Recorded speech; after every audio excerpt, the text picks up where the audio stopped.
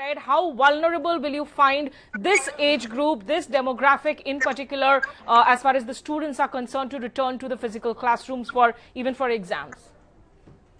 Yes, as far as this situation goes, we need to clearly differentiate between regular school classes and taking exams. Both are to be seen separately.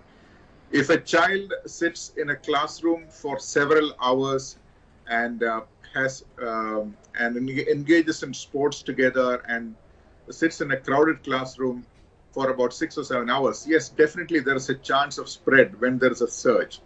But let's go to scenario number 2, that is taking an exam. When a child takes an examination or a student takes an examination in a classroom, there aren't that many people in the classroom. And very importantly, people are not talking. See, I'm talking now. If I had the virus, I'm spreading the virus throughout my room.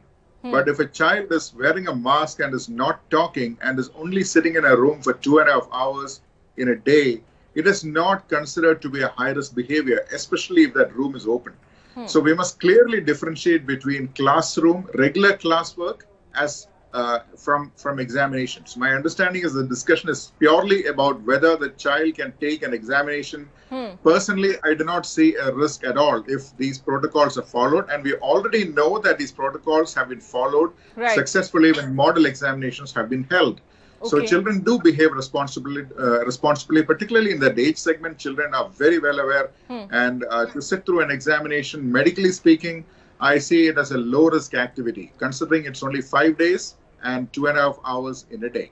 Okay, that's an important, in fact, assurance they're coming in from you. Dr. Jayadevan, come in on that. Do you think that, the students, you say that a 5-day examination period may be safe, but the students could also go back as active transmitters for the elderly in the family, where those SOPs may not be maintained in the way that a classroom is maintaining for the 2-3 hours of the examination period?